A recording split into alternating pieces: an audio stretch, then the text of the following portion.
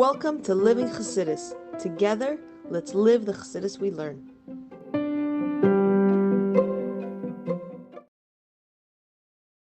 Good morning, everyone, and welcome to Chassidus in the Morning. 15 minutes to change our lives. Kuntres, Umaayan, Perek, Tes Zayin, and we're doing Perek base. Very interesting Perek. Start by giving tzedakah, Kedel tzedakah shemakeres zagulo, and we're going to continue davening for the hostages and for the soldiers and the Yidden should all be safe. Baruch Hashem, we heard great news yesterday. 2 of the hostages were freed. Yeah. Just imagine what a feeling and what a whole situation. Suddenly people coming in, shooting. Next thing you know, you're running out and you're saved. The 129 days. Couldn't imagine what that feels like. But I'm sure it's good. So today we're going to focus on Sativan Ben Erna. Mit Hashem, Sativan Ben Erna should be good and healthy and safe. Okay. So now Perek base, he's going to get, this is very, I don't know how to say it, like meaty. Basically, we've been discussing about different things, about Talmud Chacham, he held himself very highly, or justified himself, or all these things. And in contrast to a simple person who doesn't even know how to read properly, or daven with Pesha Milis. And there's a big Mila, we sort of flipped it on its head, and we're showing how there's a big Mila to the simple person over the big learner. And ultimately, the lesson is always, we have to understand who we are, where we're holding, and don't be arrogant. That's essentially the lesson, in simple. Irrelevant of where you're holding, we could probably very much associate or connect ourselves with the simpleton versus the big learner, but the simple and the simpleton is like we showed how it's a much higher level because of the fact that they don't have a geschmack, they don't have a tainug, they don't really appreciate when they're davening, they're learning, they don't get this real emotional connection or deep intellectual connection. And so we would very much connect with that, but it doesn't mean we should walk around being arrogant because we're so simple. And this is sort of the message. Arrogance is not good. And now we're going to discuss different types of folly. So the question is, what's worse? Is doing a sin worse or having folly? And we're going to discuss different types of folly. And we're going to have this whole discussion. And ultimately what we'll see, I'll give you the answer already, is different perspectives on it. That they're all bad in their own way. And some of them are worse in certain ways. Certain ways, folly is worse than sin. Now you're going to say, how is folly worse than sin? Sin is sin. It's an avera. Folly is not an avera, it's a shtus. Shtus is a shtus. But we'll see. Let's see. Perek base. Mihine. Page 247. Mihine. Zeu ha'hefesh ben shtusei ha'gaiva. So you have the shtusei ha'gaiva, you have the folly or the foolishness of gaiva, which is arrogance. Shtusei ha'chazaka is tov la'atzmai. Then you have when you're with self-satisfaction. You have shtusei istadkus, and we have just self-justification for the thing we do wrong. So we have gaiva, arrogance, hachzaka tov la'atzmai, which is self-satisfaction, and shtusei istadkus and justification. Then you have shtusei avera, and then you have the shtus of the avera. So there's four. Now we're going to discuss all of these four. Even in the first three, which was arrogance, self-satisfaction, and self-justification, even though they're not averas, they're not in the realm of avera, to have justification for why you did an avera and to give yourself an excuse for why you did avera. It's not an avera. Maybe it's not a good thing. It's not an avera. Sheheng become isur chamurim.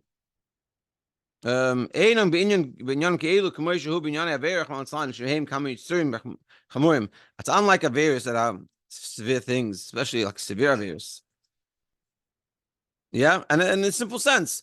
If you You feel good about yourself, and you're like, oh, I'm good, I'm doing good, I'm doing perfect. I don't have to work myself anymore. I'm done. I'm good. And you daven on your law, you do all the right things, but you have this feeling of like satisfied. I can curse now. It's not a good attitude, but it's not bad. It's not a avera. Or being arrogant. It's also an avera. It's not a nice thing, but it's not an avera. But nevertheless, he neshtus eit tzadkus v'achzak teva v'agayva chamurim harbi yosef bezeh shehem greimim hezekish yosef gedolim shtus avera. But they have something very bad about them that cause worse problems than averas, which is a wild idea. We're saying on one hand, avera is an avera, it's bad. So avera is worse than these things. But on the other hand, these things have holds over an avera something worse. So let's see. Why would these be worse than avera? The rabbi said in the Sativan Ben Erna, we said this before. A person doesn't do an avera unless the spirit of shtus, the folly, enters them. The shtus halazeh, what shtus are they talking about? We have 4 levels of shtus now. So which one of them is it? The shtus halezu, he bekamo ifanim shoinim, mishunim, lefit tivei b'nei adam. So it's different types of shtus according to the person, the nature of the person. Avu yedeyahu, but these are the first 3 types. So therefore, yedeyahu sha'av avera, v'davar zenogeli. Ultimately,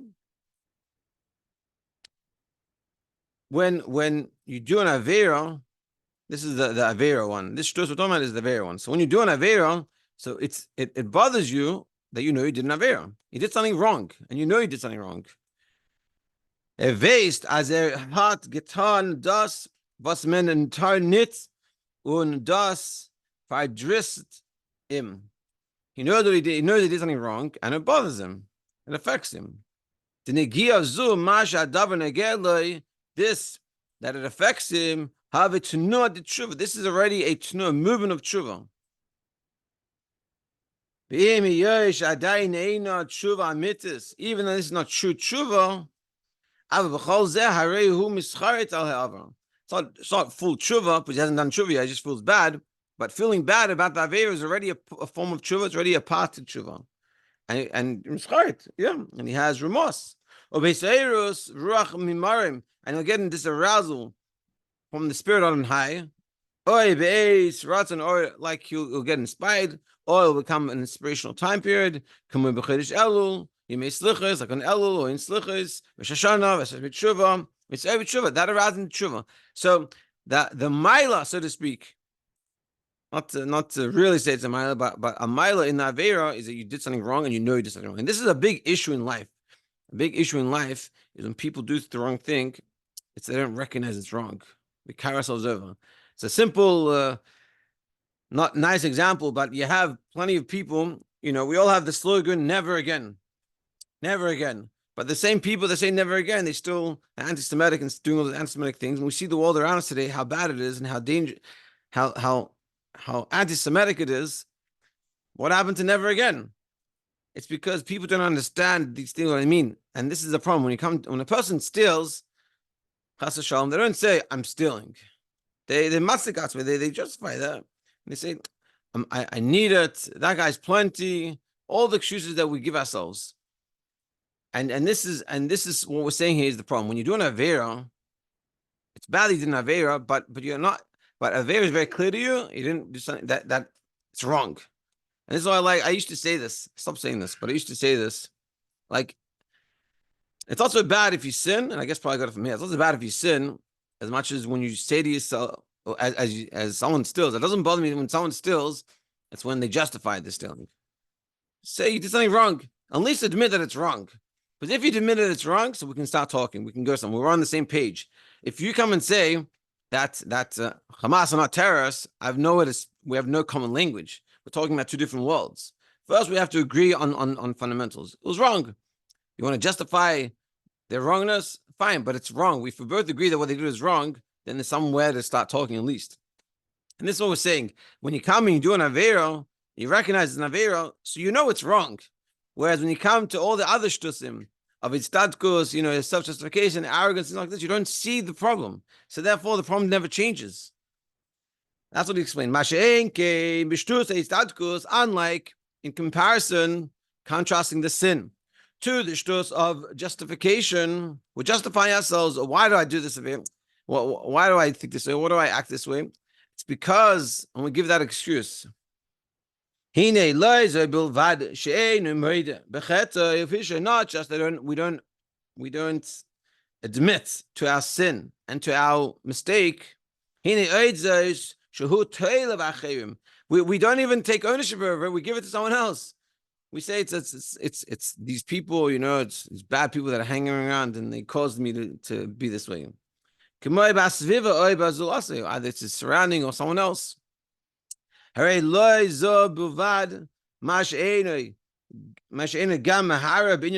not only because of this is tzadkus, because of this justification that he gives themselves, they don't think about it, they don't feel bad. It gets rid of that remorse, and it doesn't cause them to have this arousal to do tshuva. What do I have to do tshuva for? It's not my fault. You understand where I grew up? My environment caused it. So therefore, if my environment caused it, what do I have to do tshuva? It's like people saying sorry. People say sorry, and they say, I'm sorry, but like you understand, you have to understand what happened. Then you're not saying sorry. Saying sorry never talks about in the sikha. That true tshuva is taking ownership over it. Don't put it on someone else. And this is sort of the challenge. People, when we put it on something else, why did this? Because I was hungry. I was tired. Once you do that, you take away the truth of the matter. And then you're not truly saying sorry. And it comes with a simple example of this, a way to express this, a very clear way. And when it comes to a relationship, especially a spouse, husband, and wife, when you come and you did something wrong, we always want to justify. We don't want to sound bad. We want to feel bad, so we want to justify it. Oh yeah, whatever excuse we want to give. And what we're saying here is we have to be honest. Say, I'm sorry, I did this. Take ownership over it. Don't give excuses.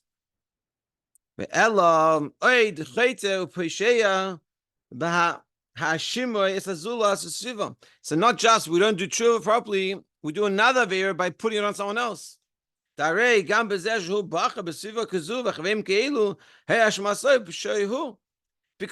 even the fact that you have these types of friends is because you chose those friends. And you have that choice. And you can say, oh, but it's hard because, like this is where my friends are at. We have the choice. And therefore, therefore,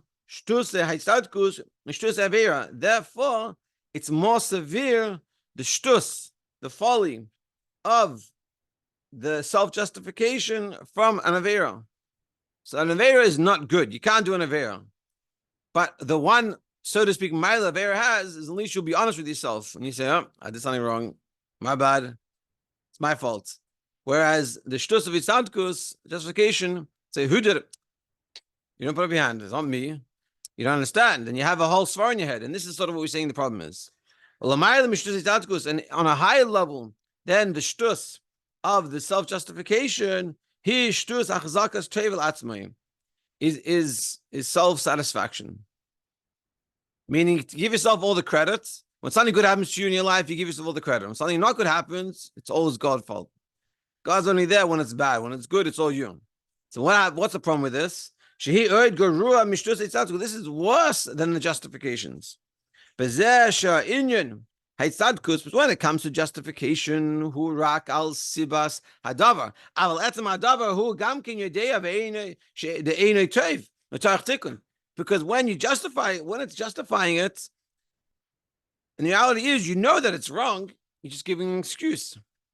Whereas rak matzdik atzma dezeh mashahu leitov einay mitzad atzma. The justification is that even though I know this is not good, but this is not fully my fault. It's like you're doing avera. So I know I did an avera, but it was because of this. And you give an excuse to the wrong thing, but you know that there's something wrong. But the essential idea, we know it's wrong. But when we hold ourselves self-satisfied and we're good, we think we're good. Meaning we're not doing anything wrong. We're not doing any Averis. But when we're coasting and we're done and we're not pushing ourselves, we're just, this is where I am, and we're good. That's not just, he doesn't need to do a tikkun, need to fix themselves. But the home selves, I'm good. I'm perfect. I don't need to work on myself anymore. I'm done. I'm good. And that's even more of an issue. Because you can't recognize, if you think you're good, then you can't go anywhere. There's nowhere to go because I'm good. Whereas, and this is the biggest problem. The biggest problem is when we think we have nothing to work on. It's like the story that I said a few days ago. This is one of my favorite stories, but I'll finish it off here. Tomorrow we'll continue going further into this. But the guy that became a chassid, he went from Eretz Yisrael in times of the Alter Rebbe. He became a chassid. He went to travel from Eretz Yisrael, which he learned in daven all day, and he came to Liozna by the Alter Rebbe. And over there, he also daven and learned all day. So the chassidim asked him, what changed? He daven and learned all day here, and now he daven all day, back in Eretz Yisrael, and also here, it's the same thing. So nothing really changed. So what changed me learn Chassidus? He goes, before I learned Chassidus, he goes, I had two questions and I got the same answer. Before I learned Chassidus, I thought I was the greatest guy in the world, and I didn't think I have any problems, and I thought I was the biggest tzaddik. And I said to myself, how is it possible that Hashem is going to have a big enough Gan Eden for me? I'm so great. And I said, what? What did I answer myself? The Eibush is a Kol Yachol. Hashem could do everything, and so he can also figure out a big enough Gan Eden for me. This is, you could say, this is sort of Machzik Tevel Atzmi. And we're good. I'm good. But when he goes, when I came to Lubavitch, meaning I came to the Alter Rebbe, I started to realize who I really was. And this is, so to speak, the level of the person doing an Avera. Because I recognize who I was. And I said to myself, I'm doing so bad. I'm not doing the way I'm supposed to. I could be so much better. How's it the Eibishter can stand me? Yeah, he's so great and I'm so small and I'm not doing everything I should be and I have a lot of issues. So I answered myself the same answer. The Eibishter is Kol Yachol. Hashem could do everything. Just care for me and like me with all my faults. And he said, for this, it was all worth it. This, to figure this out, the travel was all worth it. And this is a very important point. This is what we're learning here. The biggest issue we will have is when we're not honest with ourselves.